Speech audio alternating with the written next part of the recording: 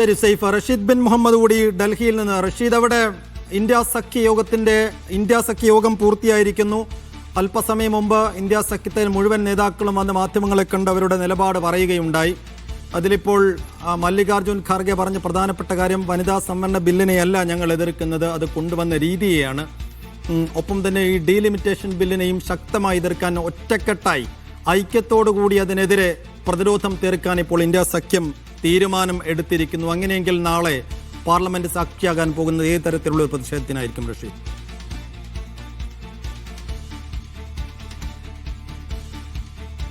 സൈഫു, നിലവിലെ സാഹചര്യത്തിൽ നാളെ ലോക്സഭ അത് പ്രതിപക്ഷത്തിന്റെ ബഹളത്തോടു കൂടി പ്രക്ഷുബ്ധമാകും. വലിയ പ്രതിഷേധം തന്നെയും ലോക്സഭയിൽ ഉണ്ടാകും എന്നുള്ളതാണ് ഈ ഘട്ടത്തിൽ മനസ്സിലാക്കാൻ സാധിക്കുന്നത്. പ്രത്യേകിച്ചും ഇന്ത്യ സഖ്യത്തിലെ എല്ലാ നേതാക്കളും അത്തരത്തിലുള്ള പ്രതികരണം തന്നെയാണ് ഇപ്പോൾ നടത്തിയിരിക്കുന്നത്. അതായത് ഏതെങ്കിലും വിധേന ഈ ബില്ല് നടപ്പിലാക്കാനുള്ള തീരുമാനം കേന്ദ്ര സർക്കാരിന്റെ ഭാഗത്ത് ഉണ്ടാവുകയാണെങ്കിൽ അതിന് ശക്തമായി തന്നെ എതിർക്കും എന്നുള്ളതാണ് ഇപ്പോൾ ഒറ്റക്കെട്ടായി എല്ലാ നേതാക്കളും പ്രതികരിച്ചിരിക്കുന്നത്. പാർലമെന്റിൽ ബില്ലിനെതിരെ ഒരുമിച്ച് എതിർക്കുകയും അതോടൊപ്പം തന്നെ ഈ ബില്ലിനെതിരെ എതിർത്തുകൊണ്ട് വോട്ട് ചെയ്യും എന്നുള്ളതാണ് ഇപ്പോൾ ഇന്ത്യ സഖ്യം അറിയിച്ചിരിക്കുന്നത്. അതോടൊപ്പം തന്നെ വനിതാ സംവരണത്തിന് ഏതെങ്കിലും തരത്തിൽ കോൺഗ്രസ് അടക്കമുള്ള പ്രതിപക്ഷ പാർട്ടികൾ ഒന്നും തന്നെ എതിരല്ല. പക്ഷേ ഈ ബില്ലിന് മറവിൽ മണ്ഡല പുനർനിർണയം അടക്കമുള്ള കാര്യങ്ങൾ നടത്താനുള്ള ശ്രമമാണ് BJPയും അതോടൊപ്പം NDA സർക്കാരും മുന്നോട്ട് വെക്കുന്നത്. അതിനെയാണ് ശക്തമായി എതിർക്കുന്നത്. എന്തായാലും നിലവിലെ സാഹചര്യത്തിൽ 2011 സെൻസസ് പ്രകാരമാണ് ഈ ഡീലിമിറ്റേഷനുമായി ബന്ധപ്പെട്ട്, അതായത് മണ്ഡല പുനർനിർണയവുമായി ബന്ധപ്പെട്ടുള്ള ബില്ലുകൾ പാസ്സാക്കാനുള്ള തീരുമാനം കേന്ദ്ര സർക്കാർ കൊണ്ടുവന്നിരിക്കുന്നത്. അങ്ങനെയാണെങ്കിൽ നിലവിൽ ഈ 543 മണ്ഡലങ്ങളിലും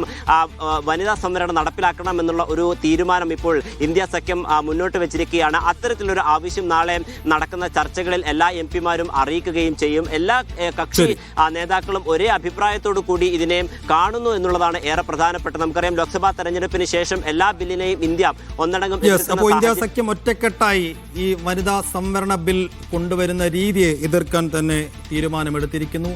ആ പ്രതികരണമാണ് അല്പസമയം മുമ്പ് കേട്ടത്. വിശദാംശങ്ങൾ നൽകിയത് റഷീദ് ബിൻ മുഹമ്മദ്.